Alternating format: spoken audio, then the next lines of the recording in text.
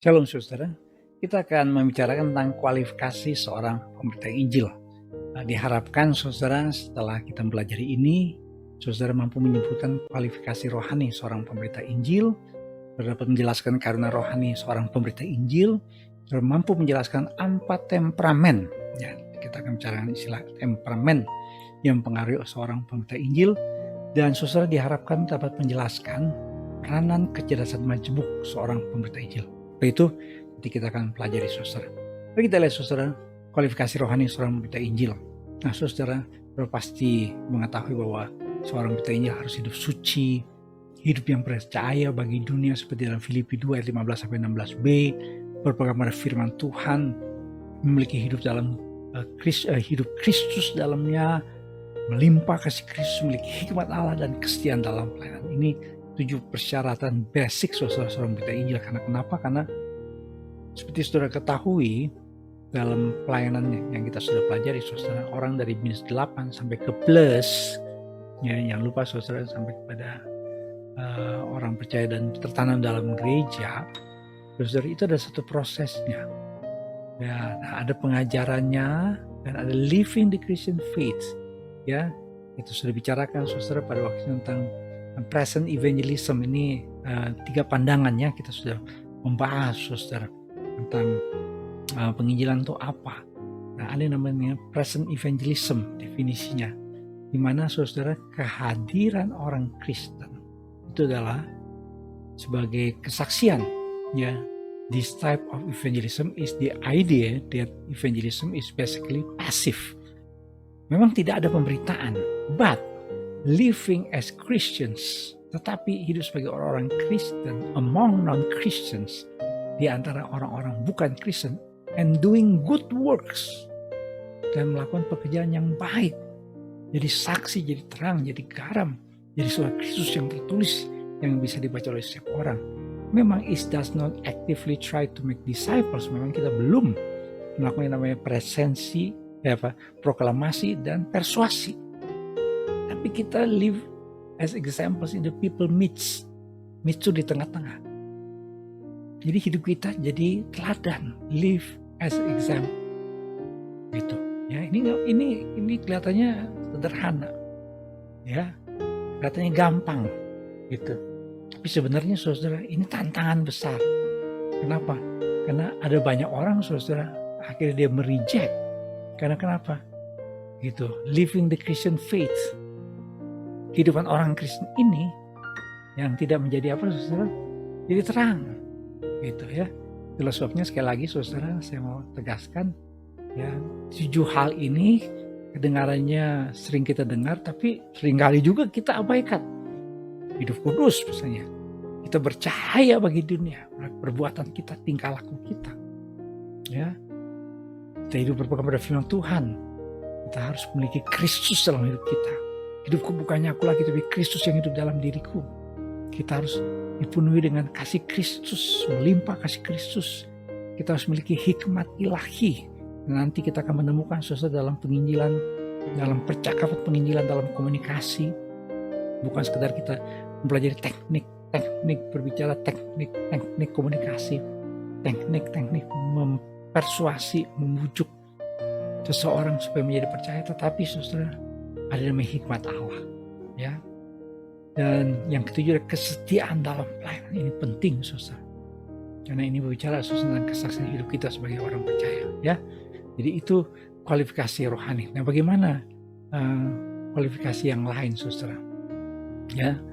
Nah, mari kita lihat saudara kualifikasi berdasarkan potensi pelayanan seorang pemberita Injil. Kita akan melihat saudara ternyata bahwa Tuhan memberikan kita saudara sebagai orang percaya ada karunia-karunia, ada talenta, ada bakat, ada kepribadian, ada multiple intelligence atau kecerdasan majemuk, ya. Sebenarnya saudara saya harus bahas sendiri. Ini buku yang saya tulis, Your Unique Gifts and Talents. Ini buku saudara saya tulis saudara karena saya menemukan ada banyak orang Kristen tidak mengembangkan karunianya, ya, talentsnya, kemampuannya, potensinya yang dia kubur. Ya, dia tidak kembangkan dengan maksimal, optimal. Ini seringkali saudara jadi masalah dalam kehidupan gereja. Nah, dalam buku ini saudara saya terus tentang visi Tuhan, karunia rohani, temperamen, kecerdasan majemuk, dan kombinasinya dalam potensi pelayanan. Ya, ini sebenarnya saudara saya harus bicarakan secara khusus dalam satu semester nih, gitu ya. Tapi saya singgung saudara sedikit saja. Oke, jadi dalam pelayanan pemberitaan Injil saudara, kita harus mengobarkan potensi kita yang Tuhan berikan dalam kita sebagai orang-orang yang dipanggil melayani pemberitaan Injil Yesus Kristus. Mari kita lihat saudara untuk potensi dalam karunia rohani. Nah, apa itu karunia rohani? Karunia rohani adalah perlengkapan istimewa yang diberikan Roh Kudus. Jadi artinya saudara, kalau seorang belum terima Tuhan Yesus, belum lahir baru, belum memiliki Roh Kudus, belum dibenterkan oleh Roh Kudus, belum didiami Roh Kudus, dia tidak punya karunia rohani. Itu yang membuat saudara, kenapa yang namanya Simon mantan tukang sihir dalam Kisah pasal 8. Dia mau kasih uang kepada Petrus dan Yohanes supaya dia mendapatkan karunia seperti Petrus dan Yohanes miliki. Padahal itu semua karena Tuhan. Jadi karunia roh itu dari Tuhan saudara. Kata karunia, haris, satu pemberian yang diberikan bukan karena kita layak, tapi karena kebaikan Tuhan, karena anugerah Tuhan. Kebaikan dari si pemberi yaitu Tuhan sendiri. Jadi kalau seorang punya karunia rohani, jangan dia sombong. Saudara dipakai Tuhan, jangan sombong. Jangan besar kepala. Nanti helm tidak muat di kepala saudara. Saudara punya masalah baru ya. Terus saudara, jadi pelengkapan istimewa yang diberikan Roh Kudus kepada tiap-tiap anggota tubuh Kristus. Menurut kasih karunia Allah, karisma. Untuk dipakai dalam konteks tubuh Kristus. Konteks tubuh Kristus itu artinya apa? Pelayanan gereja, kemuliaan Allah, Kristus yang ditinggikan. Konteks pelayanan gereja. Jadi karena rohani itu saudara tidak boleh dikomersilkan. Saudara melayani tidak boleh pasang tarif. Saudara melayani bukan karena semata-mata sudah digaji. Kalau saudara boleh tanya sama dosen-dosen di Petamburan, saya sudah mengajar di tahun 94. Saya tidak pernah saudara nuntut kepada seminari ya untuk dibayar. Ya kalau boleh sedikit bersaksi saudara, saya pernah mengajar dalam satu masa kami nggak terima honorarium saudara. Pernah ya berapa dosen ya. Kenapa? Karena kami sadar ini semua karena karunia dari Tuhan, karunia rohani, harisma, karunia Allah. Ya, saudara puji Tuhan.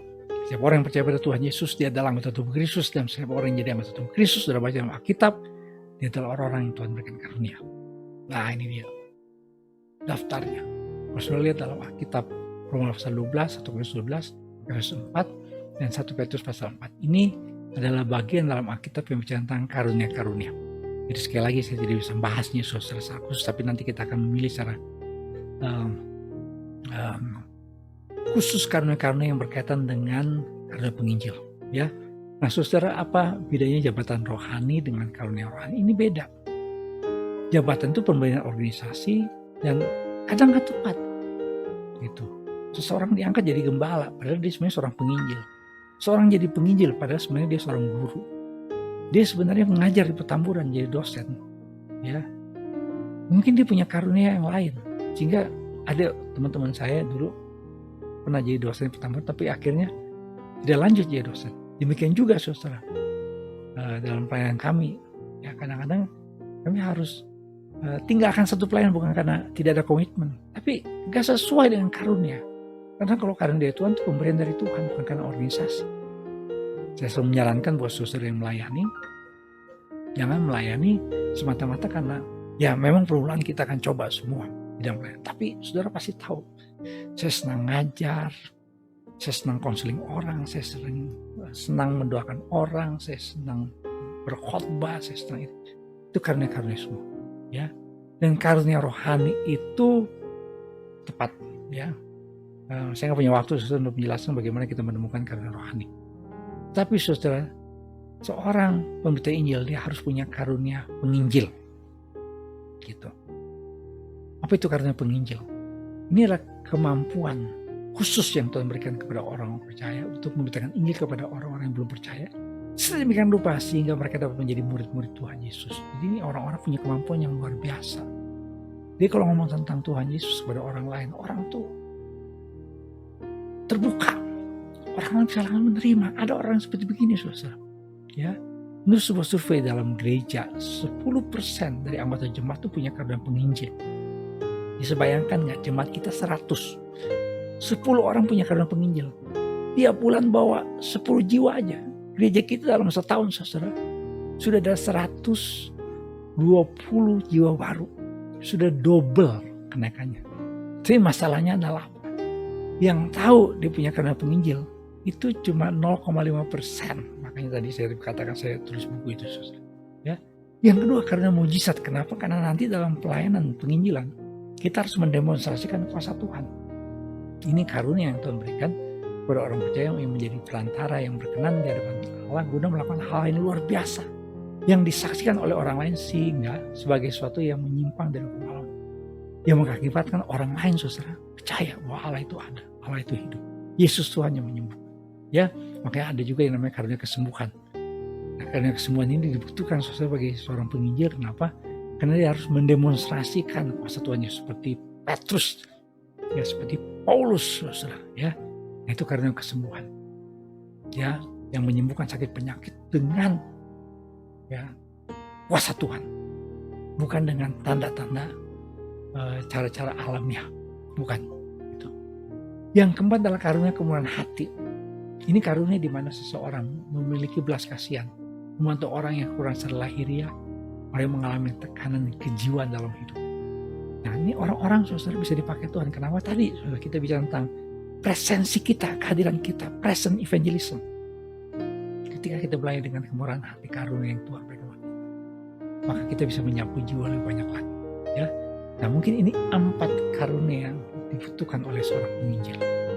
Kalau saudara mau tahu saudara adalah seorang penginjil pemberita Injil yang Tuhan panggil secara khusus, coba lihat 4 karunia ini. Ada apa tidak dalam hidup saudara? Yang berikutnya saudara tentang temperamen. Apa itu temperamen saudara? Temperamen itu sifat batin yang tetap yang mempengaruhi perbuatan, perasaan, dan pikiran. Jadi dalam batin kita, dalam pikiran perasaan kita itu ada sesuatu yang spesifik, yang khusus. Yang kadang saudara ini karena faktor genetis, karena ada faktor kebangsaan, ras, seks, dan faktor-faktor turunan lainnya. Temperamen. Gitu. Kita meresponi sesuatu saudara dipengaruhi oleh temperamen kita. Perasaan batin kita, sifat batin kita, pikiran dalam batin kita. Gitu. Itu temperamen. Nah, saudara dalam Alkitab kita menemukan ada Petrus, Paulus, Abraham, dan Musa. Ini 4 tokoh Alkitab yang menonjol dan masing-masing punya temperamen yang berbeda. Gitu, ya. Nah, Petrus itu seorang sanguinis, ya. Paulus seorang koleris, Musa seorang melankolis, dan Abraham seorang flegmatis.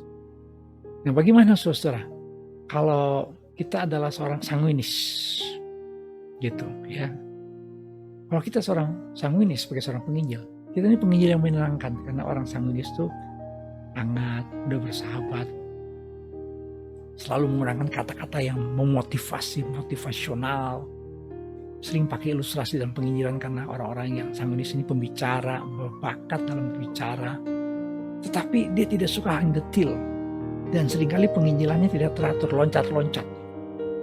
Dan seringkali juga ketika dia nginjil, dia nggak follow up, lemah dalam melakukan follow up. Itu model penginjil, model Petrus. Ya, makanya Petrus selalu dampingi oleh Yohanes. Karena Yohanes tuh cenderung kepada melankolis. Ya, nanti kita akan lihat melankolis itu model Musa. Gitu ya. Karena Petrus itu orang yang kalau sudah lihat, ya, semangat. Makanya pada hari Pentakosta yang berkhotbah spontan, gitu, berdiri itu Petrus pada hari Pentakosta. Di Kisah Para Rasul selalu Petrus yang khotbah didampingi oleh Yohanes, gitu ya. Nah, ini tipe penginjil model Petrus. Penginjil model Paulus ini koleris, dia tegas keras seperti Paulus, tujuannya jelas dalam penginjilan dan seringkali tantang orang. Makanya seringkali seorang model Paulus ini menjadi perintis jemaat yang luar biasa, ya, bikin terobosan, breakthrough, berintis, ya, tempat-tempat baru. Itu orang-orang model Paulus. Tapi kelemahannya kurang suka mendengar masalah orang karena senang memberi arahan. Jadi kalau dia penginjilan dia selalu kayak ngontrol orang. Karena kadang-kadang saudara orang itu perlu didengar juga. Dan cenderung ini dia menguasai percakapan penginjilan. Jadi dia dominan. Dan ini juga saudara seringkali bisa menjadi penolakan. Orang gak suka kadang-kadang saudara. Itu bisa jadi masalah. Yang ketiga, penginjil model Musa. melankolis. Ini serius. Jadi kalau nginjil pakai fakta data Alkitab yang akurat, cenderung mendetil. Kadang-kadang terlalu mendetil sehingga orang yang diinjilin pusing sendiri gitu. Pusing, ngomong apa nih orangnya gitu. Dan cenderung kayak banyak mikir. Jadi ragu-ragu. Ya, nginjil enggak gitu ya. Banyak mikirnya gitu. Beda sama Petrus. Kalau Petrus tadi melangkah dulu, mikirnya belakangan gitu. Kalau Musa, sudah tahu dalam Keluaran pasal 3 ketika Tuhan suruh, dia nggak langsung melangkah menghadap Firaun. Nanti baru pasal 5, bayangin 2 pasal. Musa itu maju mundur.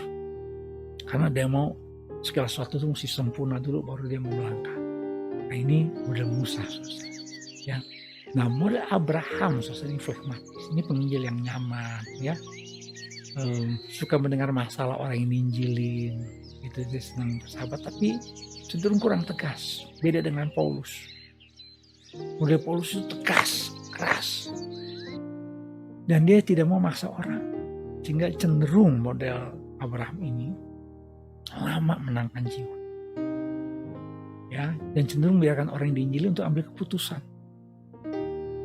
Dan penginjilannya menghindari konflik. Dia nggak mau ada masalah sama orang sehingga kelihatannya kalau orang udah mulai menolak dia udah langsung mundur. Gitu ya.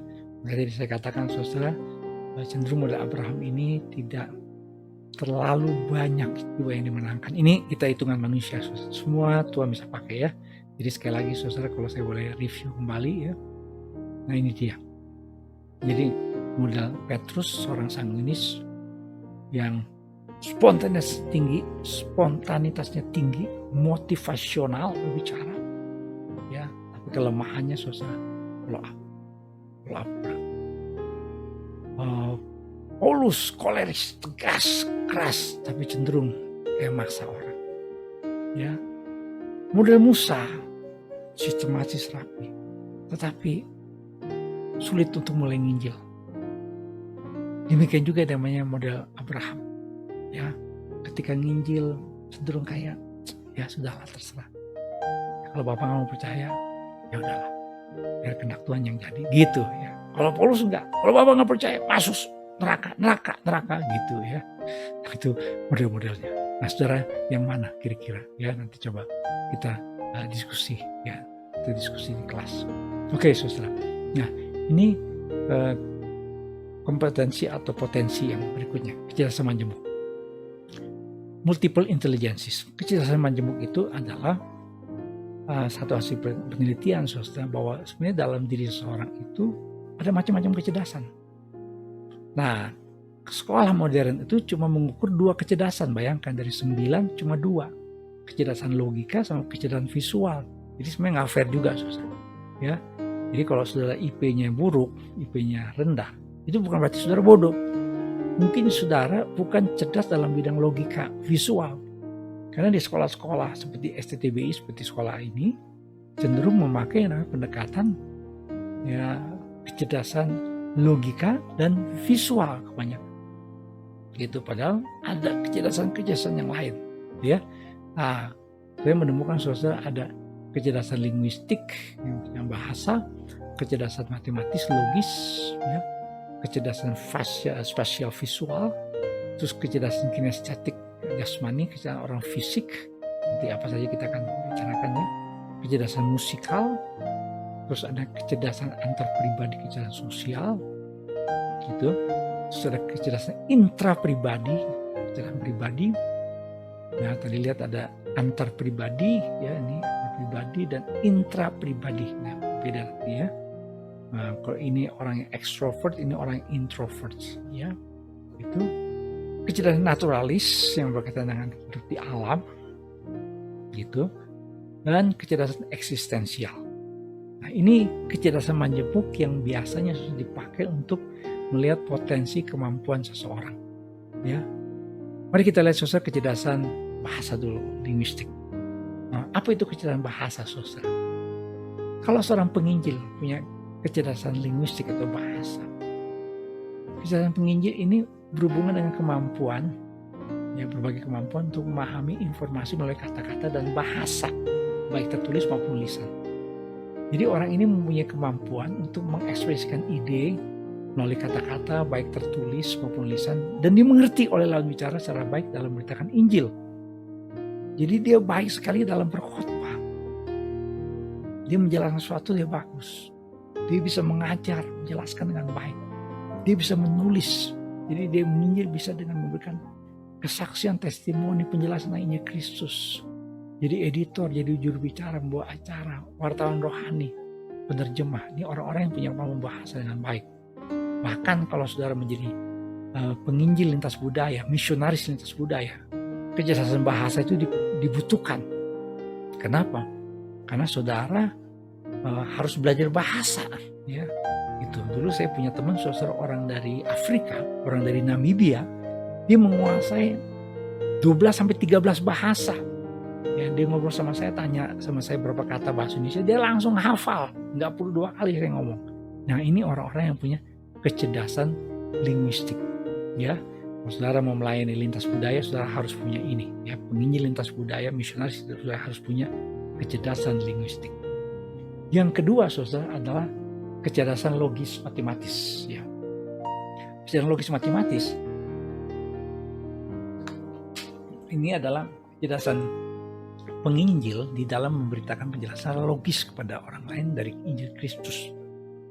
Mengenali pola serta hubungan dari suatu kejadian tertentu atau sebuah pola, sebuah akibat mengapa seseorang memerlukan keselamatan dalam Kristus. Jadi dia menjelaskan Injil dengan logis. Ya, itu Rasul Paulus. Rasul Paulus punya kecerdasan logis matematis yang luar biasa. Dia bisa menjadi seorang apologet Kristen, pembela iman Kristen. Dia bisa berdebat tentang Injil Kristus dengan baik. Dia bisa menjadi penasihat, periset, menyusun strategi penginjilan dengan luar biasa. Ya, makanya nanti kita harus belajar banyak, saudara, dari kehidupan Rasul Paulus yang ditulis dalam Kisah Para Rasul. Dia punya kecerdasan logis matematis yang luar biasa. Surat-surat Rasul Paulus begitu sistematis. Saudara bisa baca surat-surat Rasul Paulus dalam Perjanjian Baru begitu logis matematis. Karena Rasul Paulus adalah seorang rasul, seorang penginjil, seorang hamba Tuhan yang punya kecerdasan logis matematis. Ya, yang ketiga, saudara, kecerdasan spasial visual. Ini orang pintar dalam hal menggambar atau memvisualisasi sesuatu. Ya, misalnya dia jadi arsitek, tukang gambar, ya, seniman dalam bidang gambar, ya. Nah, seorang penginjil yang punya kecerdasan spasial visual ini punya kemampuan untuk memahami informasi dalam gambar, dimensi, ruang, warna, berhubungan dengan urutan gambar seperti melukis, sketsa, karikatur, desain, fotografi dalam penginjilan. Pokoknya yang berhubungan dengan gambar, orang ini bagus. Jadi dia bisa pakai lukisan, dia pakai gambar. Sekarang banyak ada yang namanya desain, ya, desain yang bagus, saudara. Nah, ini orang yang disebut dengan mendesain gambar. Jadi dia bisa pakai dalam penginjilan, ya, membuat lukisan rohani, ya, merancang situs pelayanan itu dengan menarik sehingga orang mau lihat, ih bagus loh, katanya apa? Isinya, saudara, tentang iman Kristen. Dia merancang logo segala macam, ya. Kalau tahu satu gambar itu berbicara lebih banyak daripada kata-kata. One picture is more than 1,000 words, gitu, ya.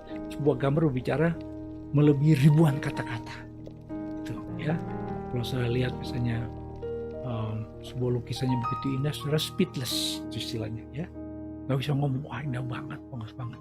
Nah, itu kecerdasan spasial visual. Saudara yang suka gambar, saudara yang suka mendesain sesuatu, saudara punya kecerdasan di sini, ya. Yang kepada kecerdasan kinestetik jasmani. Ini orang-orang yang punya kemampuan fisik yang bagus. Kalau dia seorang penginjil, dia bugar selalu badannya. Dia suka olahraga, dia suka gerak, dia lebih sehat. Nah, orang-orang yang seperti begini kalau jadi penginjil, dia bisa di pelayan pedesaan. Dia menjadi pelayan Tuhan di wilayah pedalaman. Karena dia punya fisik yang menunjang. Apalagi nanti kalau dikomunikasikan dengan kecerdasan alam, naturalis. Wah, dia pelayanan di pedesaan, pelayanan di pelosok, dia pelayanan sampai di gunung-gunung, lembah-lembah, seperti di wilayah Kalimantan, di wilayah Papua, wilayah Maluku yang medannya berat, yang membutuhkan kekuatan fisik, ya, kemampuan fisik, entah itu dia pria atau wanita, maka dibutuhkan kecerdasan kinestetik jasmani, gitu, ya. Nah, ada orang-orang, saudara, yang baik secara logis matematis, tapi secara kinestetik jasmani dia lemah. Akibatnya apa saudara? Orang-orang yang logis matematisnya bagus, dia tidak bisa pergi ke daerah-daerah yang membutuhkan ketahanan fisik yang luar biasa. Ya, ketahanan fisik yang khusus, yang prima, tidak bisa saudara. Ya. Yang kelima saudara adalah kecerdasan musikal. Nah, sudah pasti tahu musikal, orang yang bisa musik, yang bisa main musik, yang baik sekali dalam mengaransemen, nulis lagu, dan macam. Kita tahu lah saudara ya, saat ini pelayanan musik itu memberikan pengaruh besar dan penginjilan. Saya tahu ada beberapa orang saudara bertobat karena dengar musik rohani. Ada orang-orang di luar kekristenan saudara senang dengan lagu-lagu gereja, karena lagu gereja itu katanya enak banget. Ini orang-orang yang punya kecerdasan musikal, saudara yang pintar main musik, nulis lagu, terus kembangkan potensi saudara, kembangkan talenta saudara, kembangkan yang disebut dengan multiple intelligence saudara. Ya, karena ini Tuhan bisa pakai. Nah, beberapa daerah saudara saya pernah baca kesaksian orang-orang di sana tuh nggak bisa baca, tapi bisa nyanyi. Nah, ada seorang penginjil, dia masuk, dia tidak bacain Alkitab, tapi dia bikin lagu dari ayat-ayat Alkitab. Dia ajari nyanyi, dan ternyata lagu-lagunya adalah ayat-ayat Alkitab. Apa yang terjadi saudara? Nah, daerah tersebut saudara menjadi percaya, menjadi bertobat. Nah, sudah tahu pasti ya, lagu-lagu rohani begitu banyak. Saya nggak tahu ada berapa banyak lagu rohani yang ada di atas muka bumi ini saudara ya. Tapi ini lahir dari orang-orang yang punya kecerdasan musikal yang luar biasa. Yang keenam saudara adalah kecerdasan antar pribadi, kecerdasan sosial. Ini orang-orang yang punya kemampuan untuk berkomunikasi, memahami perilaku orang lain, mempengaruhi pendapat dan tindakan orang dalam perintah Injil. Jadi dia bagus dalam memimpin orang lain, ya, menjadi penengah, pembimbing dalam pelayanan penginjilan di tengah masyarakat. Dia bisa masuk, ya, seperti mungkin saudara tahu ya di beberapa daerah saudara banyak pemimpinnya tuh orang-orang Kristen, gitu ya. Orang-orang Kristen, mereka ini orang-orang yang jadi kepala daerah, mereka jadi kepala desa, mereka jadi ini jembatan penginjilan mereka nih saudara, ya, jembatan penginjilan mereka. Ini Tuhan bisa pakai yang seperti begini, gitu ya. Itu kecerdasan antar pribadi. Yang ketujuh adalah saudara, ada kecerdasan intra pribadi. Ini orang-orang yang punya kemampuan saudara untuk mandiri. Biasanya orang yang perasa, orang yang sensitif, gitu ya, orang yang sensitif. Orang-orang yang punya kemampuan khusus saudara dalam bidang yang kita sebut saudara ya kalau dalam konseling, ya, membantu orang lain yang susah, memahami perasaan orang lain karena dia lebih sensitif dari orang lain, itu ya. Ini kecerdasan intra pribadi. Yang kedelapan, kecerdasan naturalis. Tadi saya singgung saudara, ini orang-orang yang sebenarnya baik sekali berhubungan dengan flora, fauna, dan lingkungan alam. Dan ini orang-orang yang cocok di pelayanan penginjilan di alam terbuka, pedesaan, pedalaman. Dia bisa jadi penyuluh pertanian, penyuluh peternakan. Ini orang-orang yang punya kecerdasan naturalis. Seperti kita ketahui saudara, ada banyak penginjilan sekarang dilakukan dengan cara pemberdayaan masyarakat. Ada penyuluhan pertanian, penyuluhan peternakan, dan segala macam, ya. Peternak ayam, peternak sapi, peternak babi, gitu ya. Nah, itu bisa dipakai. Ini orang-orang yang punya kecerdasan naturalis. Yang kesembilan saudara adalah orang yang punya kecerdasan eksistensial. Ini adalah orang-orang saudara yang punya kemampuan yang berhubungan dengan hal-hal supernatural. Gitu. Ya, istilah kerennya itu orang-orang ngeroh. Nah, ini cocok saudara. Jadi seorang pemikir, ya. Dia biasanya Tuhan berikan karunia pelayanan nubuatan, penuh syafaat, ya, berkaitan dengan dunia supernatural. Ini orang-orang yang punya kemampuan saudara, ya, dalam pelayanan yang berhubungan dengan dunia roh, gitu ya. Ini kecerdasan eksistensial. Nah saudara, saya harapkan saudara mulai memahami tentang bagian ini. Kira-kira saudara tuh di mana, gitu ya. Potensi saudara semua Tuhan telah berikan potensi karunia kemampuan, ya. Dan kita harus pakai semua untuk apa? Dalam pelayanan pemberitaan Injil. Puji Tuhan. Terima kasih saudara. Tuhan berkati, sampai jumpa kembali di kelas.